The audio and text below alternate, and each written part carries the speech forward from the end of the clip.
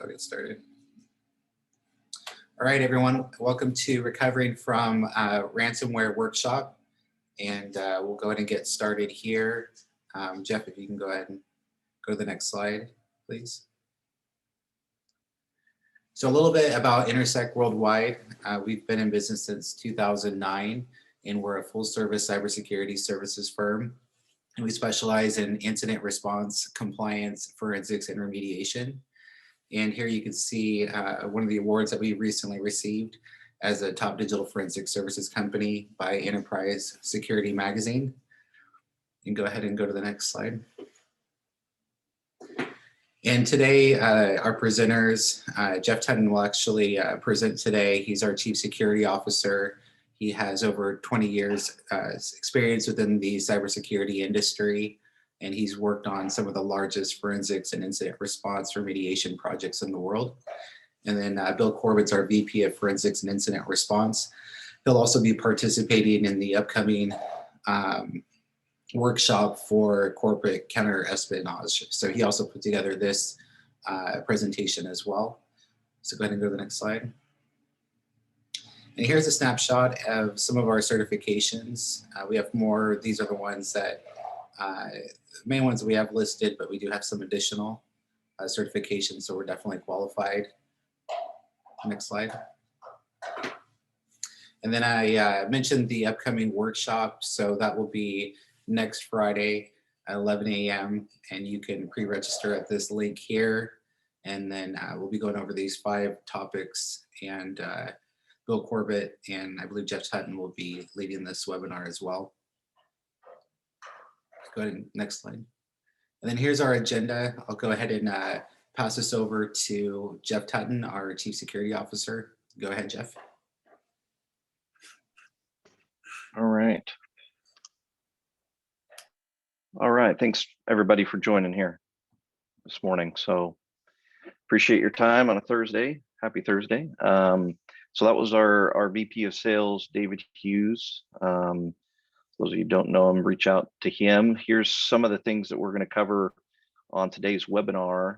We're going to briefly cover a little bit what we did on our effort with the OC privacy group, and about incident response, kind of get everybody up to speed on the current state of the industry.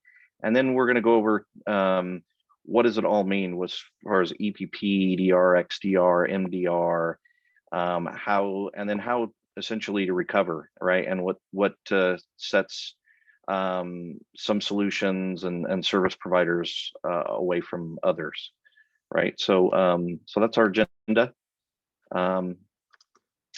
So let's start with kind of the basic process for incident response, right? The initial response, right? Whenever you get the call, or whether you're an outside firm or whenever you're,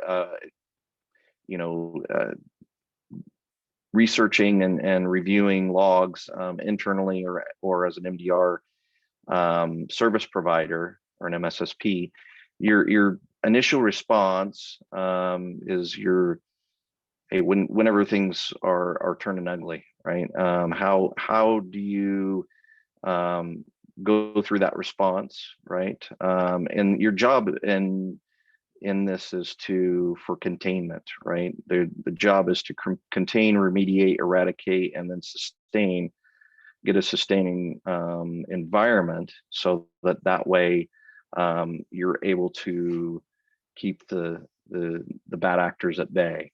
So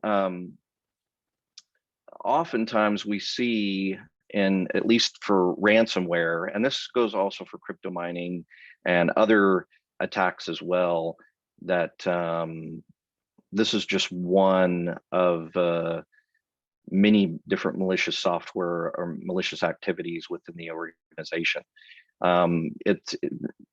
Ransomware could just be a distraction, right? It could be that they've already have your domain administrator accounts and are able to do and move and go in pretty much anywhere in your environment. They also are, as malware and ransomware as a service, and there is a service, right? That you can the bad actors can basically subscribe to and utilize, they will deploy, several different attacks and several different tools, right? And ransomware is just another form of malicious code, malicious software. So, one set of malicious code would be, password stealers, right? Able to break or compromise accounts and passwords. Another piece of malicious software is ransomware. So ransomware is something that typically encrypts your data, and we'll get that actually in the next slide here. The process of typical process of ransomware is the fact that it's looking for where your important files are, right? It's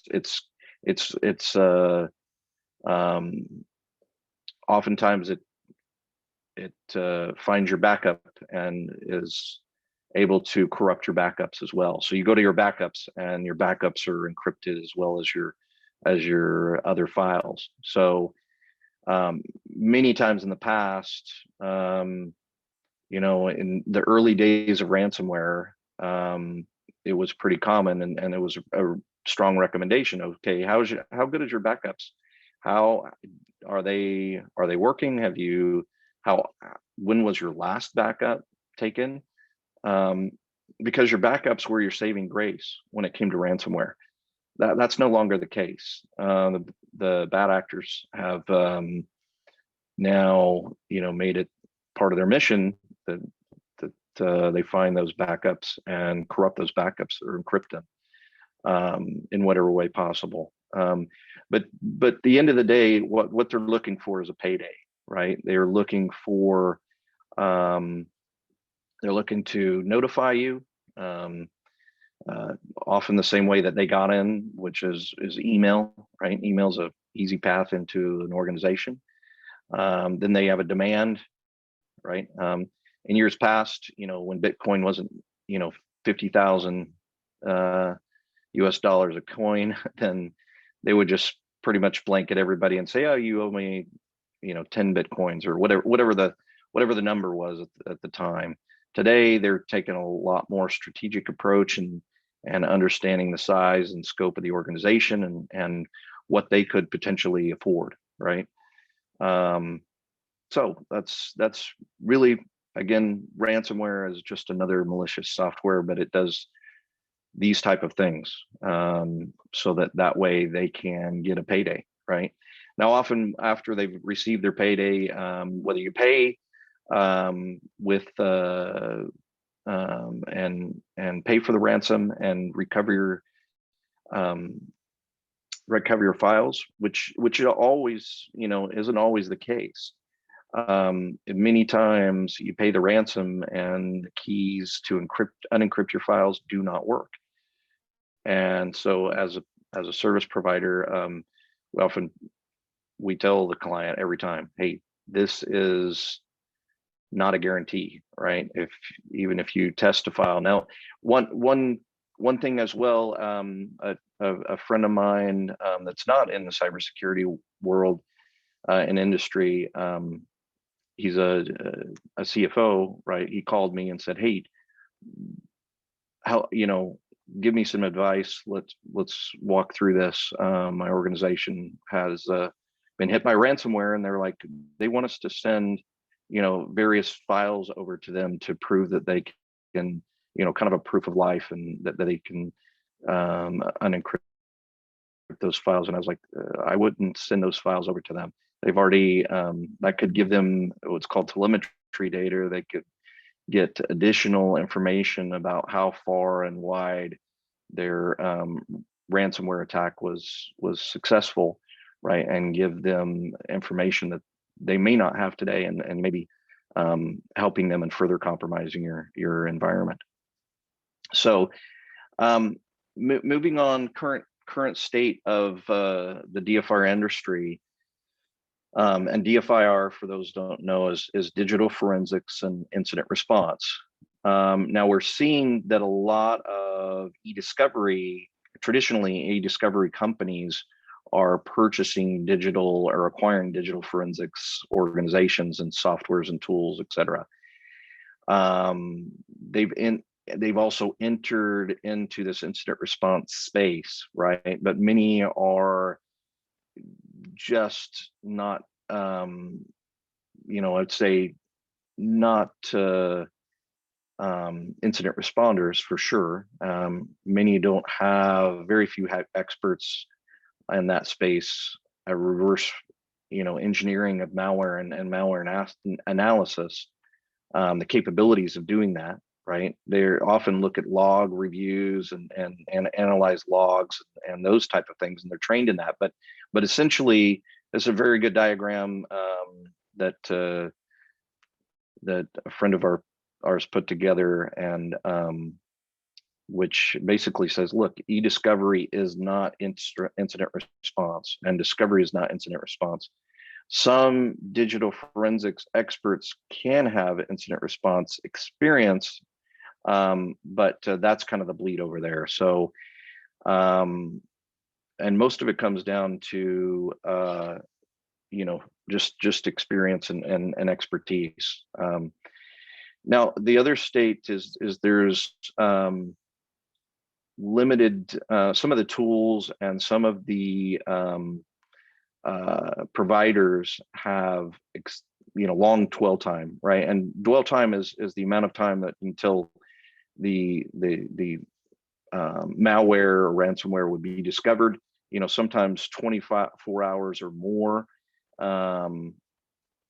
It's just, a lot can happen in 24 hours, right? With the execution of malware and ransomware. Also, the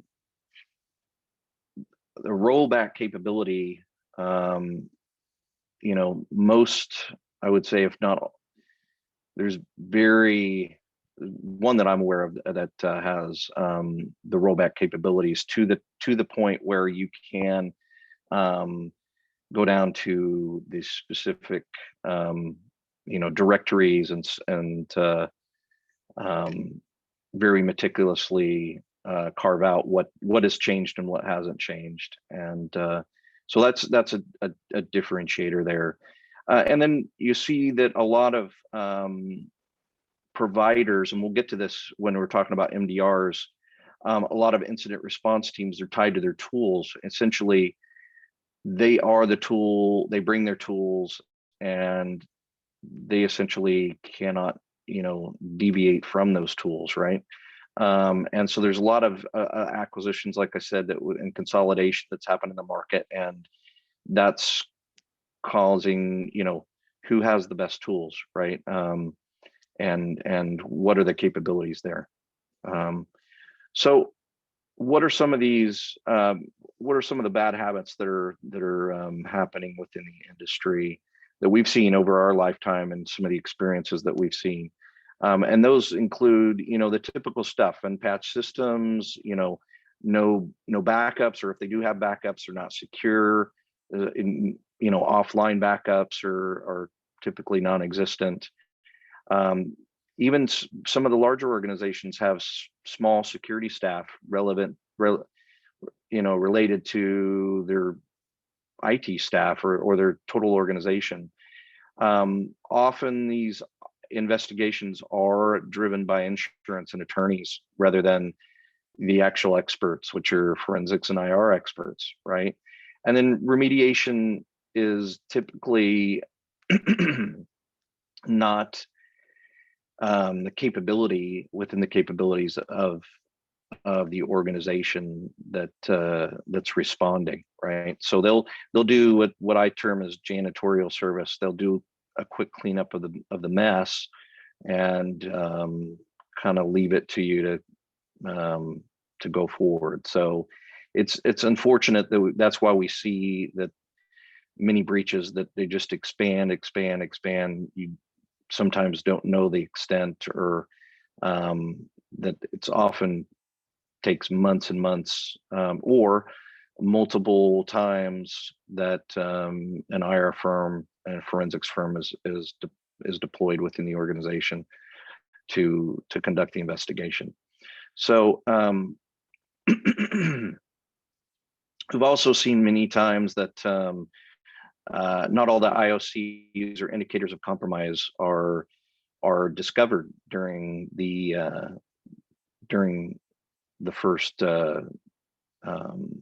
first breach, right? We also, because of the limited experience in malware analysis, it often leads to some of these IOCs being undiscovered, right? In addition, the bad actors know that you're looking for, that often most firms are looking just for malware or ransomware or something that they know is, to be malicious software within their environment, but they're overlooking the commonly used software by the organization that's approved, like TeamViewer or RDP or a number of different solutions, Screen Connect, whatever. These are all these and as well as the accounts,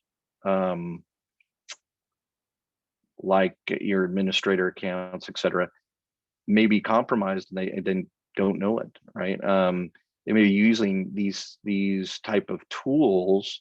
We've even seen some instances where the actual bad actors are upgrading Python or upgrading this particular tool because they need more capabilities, and it's something that's already within the environment and already been used by, say, the developers or the administrators. But guess what? It's not up to the latest version for the bad actors to utilize all the feature sets, and so a lot of times they're upgrading that for the organization so they can utilize those tools.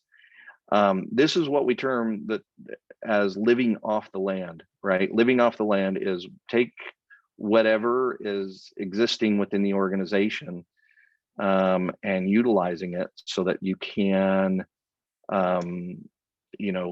get what your end goal is, right? Whatever that might be. And that may change as they are looking around the environment. We've seen some cases when we're deployed in an IR forensics scenario, and they've been in the environment, sometimes, 3, 6, 12, 18 months. And there just hasn't been any indication until recently, right?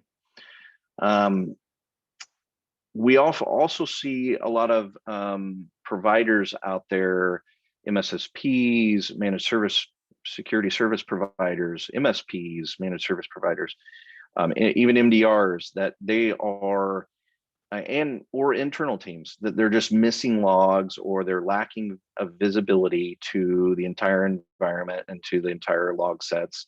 Maybe they're even dropping packets at their IDS or their IPS or some other log collectors. And we see many examples where they're missing say 50%, 80% of the traffic, right? And how are they supposed to analyze something when you don't have all of the data, right?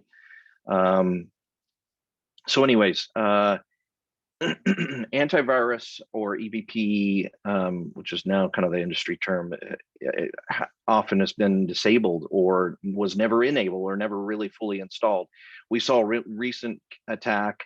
You thought this was from 3, 4, or 5 years ago, but a recent attack that they, because of operational impact, meaning their environment wasn't working very well, whenever they had their antivirus or endpoint protection software running, they left it on their workstations, on their desktops and laptops, etc., and it was able to stop the ransomware, right? But guess where they turned off all of the antivirus and endpoint protection? That was on their servers, right? What's where your keys to the kingdom are. That's where all of your most sensitive data typically is, right? That's where the bad actors like to live and like to gain whatever they possibly can off those endpoints, right? So it just baffles me today that we're still choosing, you know, to turn off security and not truly investigate the true root cause of when security has impacted the operations, right? And so they just turned it off, and oh, we'll be fine. Well, they weren't not fine. They had to recover. It was a painful recovery, costly recovery, and I'm sure a definite lesson learned. So as we talked about in some of our incident response activities, some of our work, we've found, in addition to crypto mining, one of the prime examples, a large organization, they called us in because their processor on some of their servers had been, run at 85, 90, 95%. And they found some crypto mining going on, and they're like, hey, come in and investigate. Let's take a look at this further. Well, actually, they called us at exactly the right time, because we found the crypto mining. We unpacked that, did some reverse engineering on the malware, and found that they were actually running Mimikatz under the covers of the crypto mining, right? So it looked like crypto mining, but they were actually had Mimikatz, which is exploiting accounts and grabbing and getting passwords and accounts, and that's those type of things. And then we started seeing that some of these accounts, domain administrators, they've been logging into one had started, say, in August, right? And he logged into maybe a couple of servers, 2 or 3 servers. In September, maybe 5 to 10 servers. And then say in October, we were there, and now boom, he's logging into over 100 servers within minutes. Well, an indicator, and we checked with him and said, hey, is this your activity, right? And he said no. So we knew that his compromised account had been compromised with the Mimikatz, and we were able to kind of shut that down. We were able to shut that down immediately, change all the accounts and passwords, etc., and gain control of that environment. So that was something that they called us in exactly at the right time to help them with that issue. As we said, the threat actors or bad actors, they try to establish a beachhead, right? Which means they park additional Trojans, places. They typically inside for an enterprise from 3 to 6 months prior to ransomware, but also, so they're putting out malicious software, as well as utilizing some of those, living off the land, right?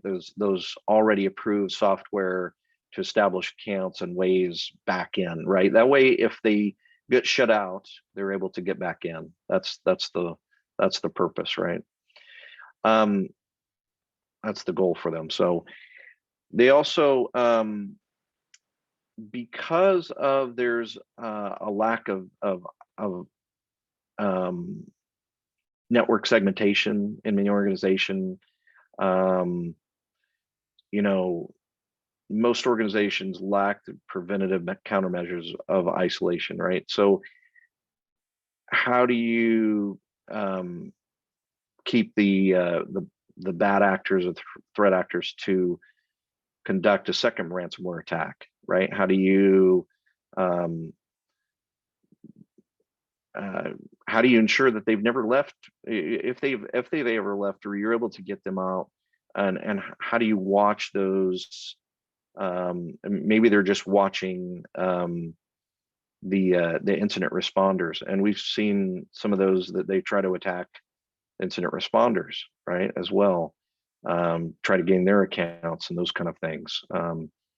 We term that as hand-to-hand combat whenever they're trying to go after our accounts and compromise incident responders or forensic experts accounts.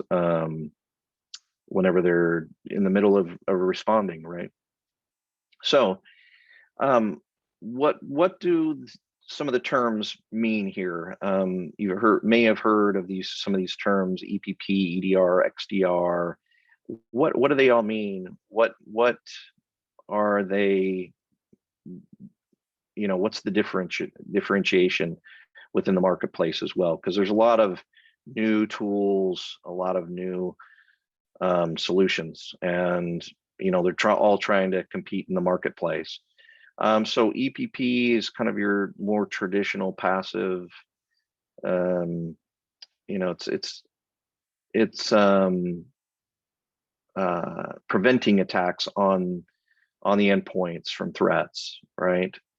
It's kind of your more traditional antivirus is what we termed in the beginning of the industry, right? Now EDR, that is used to examine and respond to incidents on the endpoint, right? If the traditional hash values or signatures, right? Everybody knows signatures that they would download. You'd have to download those signatures twice a day. Now, a lot of EDR solutions are definitely more active and more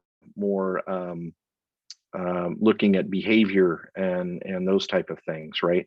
Not just signatures. Some of them aren't really, I would say, you could say, are they really signature based, right? They're not required to download signatures, so it's more behavior based, right? So then we take a look at XDR, and that actually inspects, collection of data, of log files, of applications. It also, you can actively search to hunt, threats down, right? So XDR is, sometimes EDRs are XDRs, right? So anyways, that's kind of the basics. We'll get into more of the depths here now, talking about EPP. When you block, or it blocks or allows applications, URLs, ports, etc. You have using blacklists or whitelists. You also have a database of known signatures, right? So what do you, and it's very easy for, if you're not familiar with a lot of malicious code, malicious software out there, they just change a little bit of the code and now the signature doesn't match, right? And so if you're using signature only based, endpoint protection, you're going to lose that battle, right? Because it's just a little tweak of the code, and a lot of this software malware has that capability of evading endpoint protection, as part of that build out there. So they do provide sandboxing of some suspected threats, or such as executables, right? There could be some behavior analysis or machine learning on some EPP solutions, but typically more advanced, right? Your endpoint detection and response solution, or EDR solutions, is where you need to be, right? They provide real-time alerts on security incidences. Sometimes they integrate to forensics and help the forensics analysis investigate the affected endpoints. They often help analysts identify indicators of compromise, or IOCs, right, that may not be in the signatures, right, or may not be known, right? Go on VirusTotal and plug it in there, and it's unknown, right? So and it's unknown by all of the endpoint protection solutions, or AV solutions. And so this is a more advanced, and and some of them provide automatic remediation, for example, isolating or wiping or resetting or and some of them rollback as well. So, or one in particular. So, so that is a basic from a high level EDR. XDR solutions assume that a threat already exists and you're actively searching to hunt what that threat is. So it's definitely you know, a combination of network, of endpoint, of cloud. It's you know, it's utilizing and hunting threats, used for hunting threats, right? And unknown threats and zero-day vulnerabilities, right? So organizations use that to leverage that.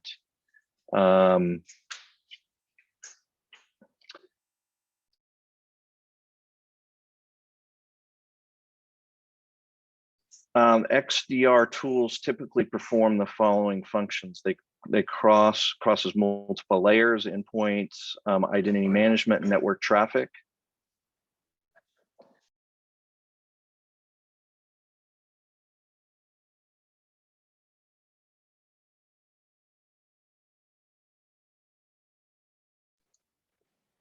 They also have a centralized platform for and a reviewing of a single pane of glass. And so it has much more capabilities than an EPP or EDR. All right, so what is MDR? MDR is a managed detection and response solution.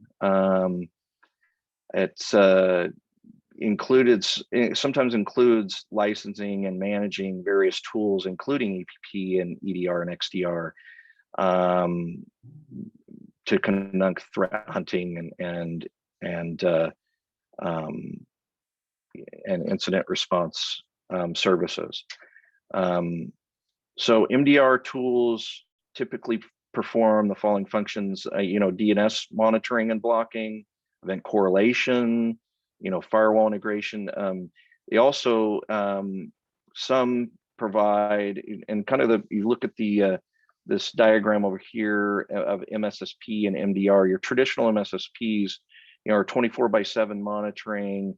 They're kind of your tier 1, tier 2 mitigation and remediation. A lot of times they'll even just throw it over to the security team, and that security team will, you know, then take active actions, right, as far as continuing the threat hunt, continuing maybe doing forensics and incident response, may actually start blocking things as well.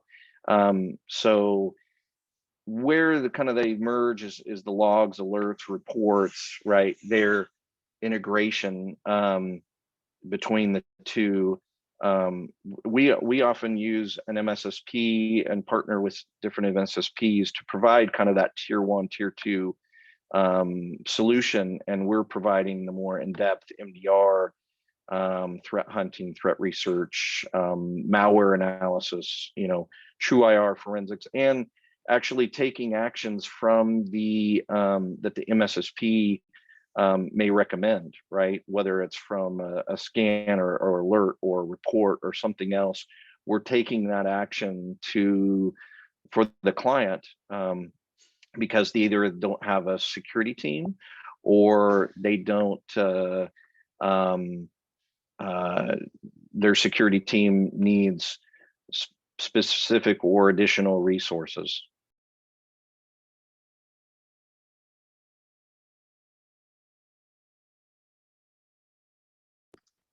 All right, so let's take a look at the different kind of pros and cons with the different MDR solution providers. You have your pure play, which are product agnostic.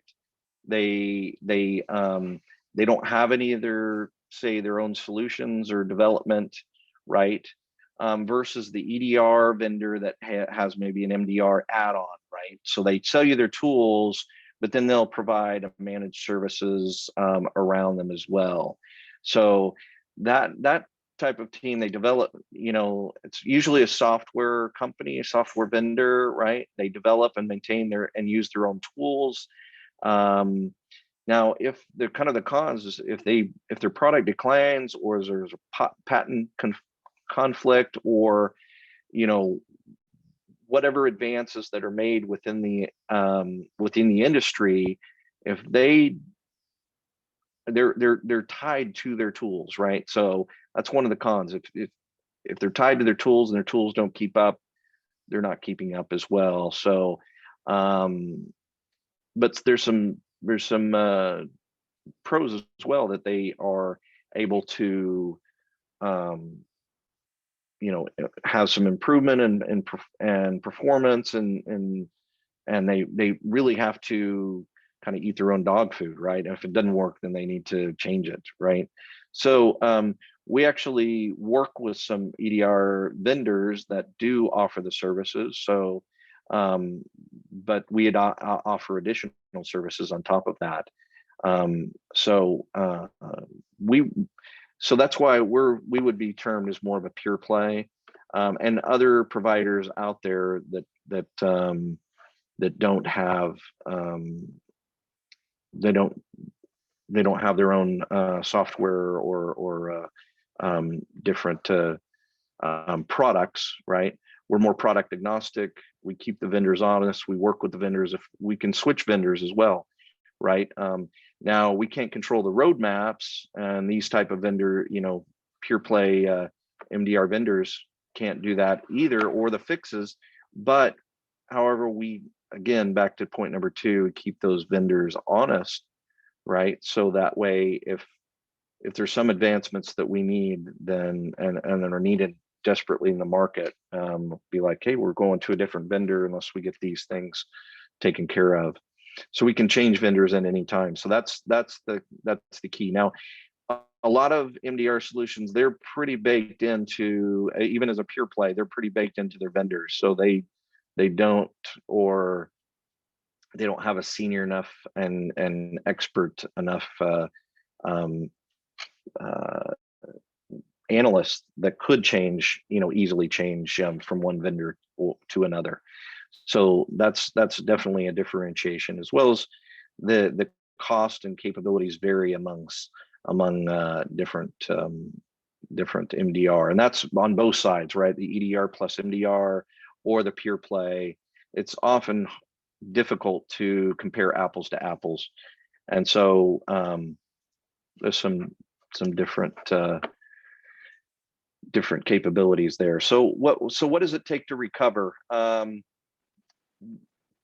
One of our partners, the EDR Solutions, does have a ransomware and malware rollback, right?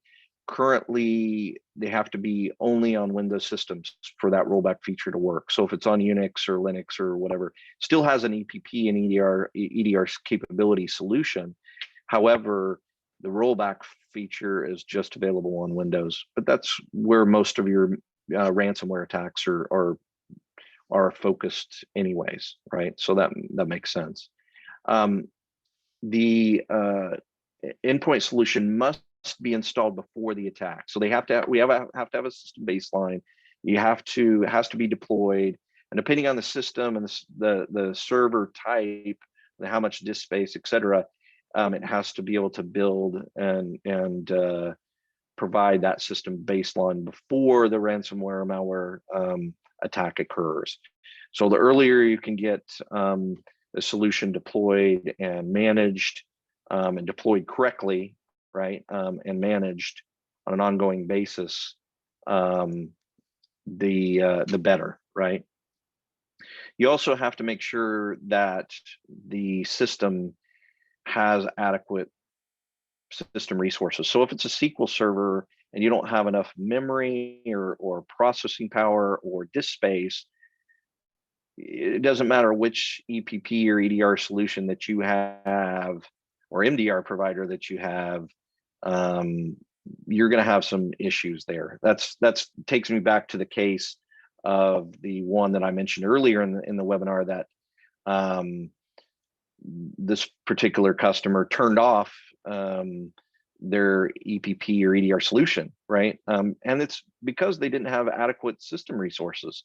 So is the reason why that they did that, because it has having an operational impact. Well, they chose a system with ransomware and malware rollback, and had those systems had enough adequate resources, then as soon as that ransomware malware executed, if it had not been blocked, right, and you can put these in blocking mode so that it doesn't happen as well, but if one of those were to get through, we could roll it back, and it was like it never happened, right? And it was back to unencrypted files, and we can show and demonstrate this. We didn't do this on this webinar, but we can set up a separate conference call if you contact David Hughes in our sales. We can set up and show you exactly how this occurs, right, and where we roll it back, and take different malware or ransomware and execute it and encrypt the files and show that we can unencrypt those and roll those back as well.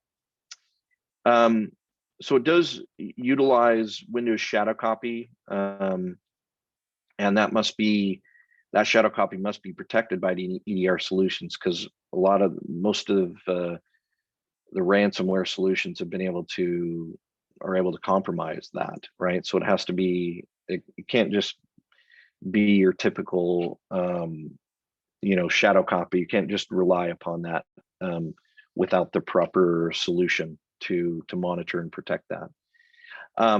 You also can disconnect or isolate the endpoint, right? If there is an attack, right, going to quickly isolate that endpoint, and so that it doesn't spread any further across your environment.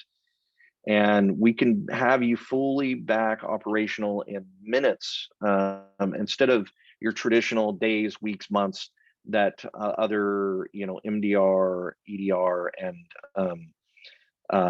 providers